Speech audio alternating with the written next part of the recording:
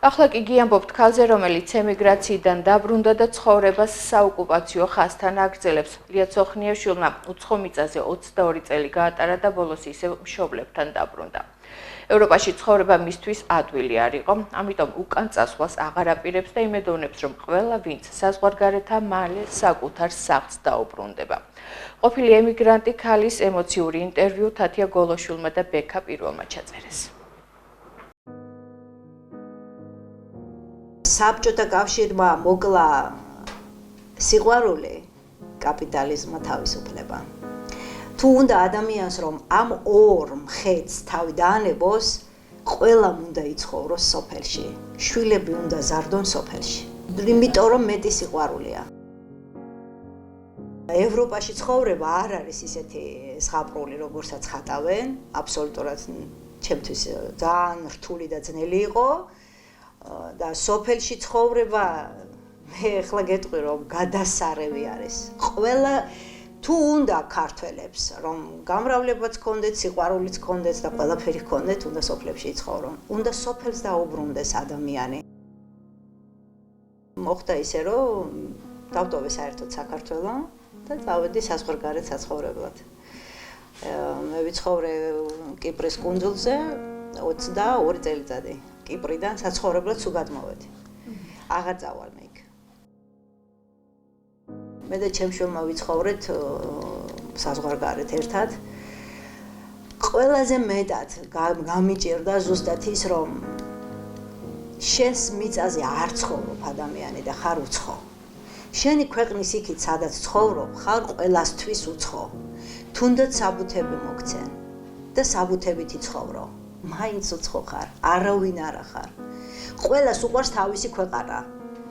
და ამ საქართველოში ზუსტად ბევრჯერ მაქვს ნაფიქრი, რომ რატომ არ უყვართ. საქართველოში თავისი მიწაწყალი როგორ არ უნდა უყვარდეს ქართველს.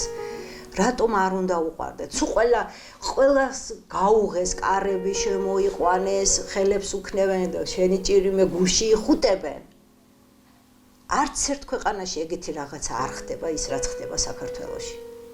ამ ხელა სიყვარულს, ხო, უცხო ქვეყნების მიმართ არ აკეთებენ, არა, არ არის. არა. მე რაც ვნახე არ არის. სადაც მე ვიცხოვრე, იქ არავინ არ ახარ.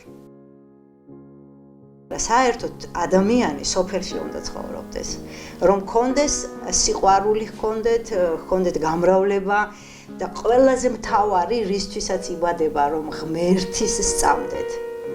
ეს აუცილებელი არის. აბსოლუტურად გახვეული არის დედამიწა ტყუილში. ერთი დიდი ტყუილით აქციეს საერთოდ ადამიანის ცხოვრება. ეს ის არ არის ომიც იქნება და რას არის ყველაფერიც იქნება.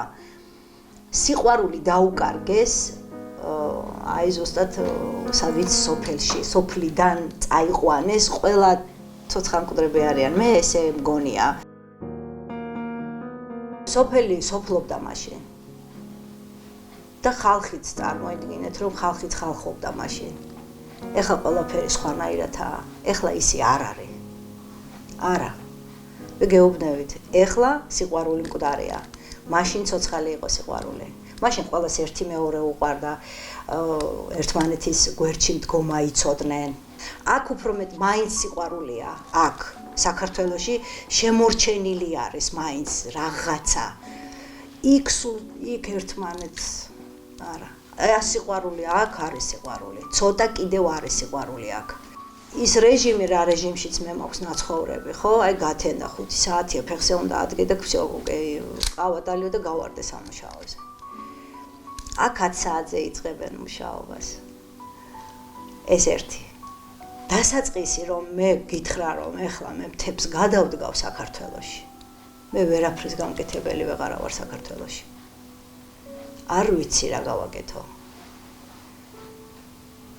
არ ვიცი.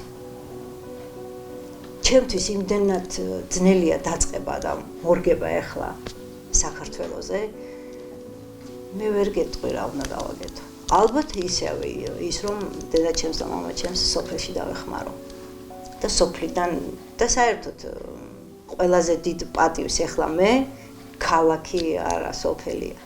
სოფელს.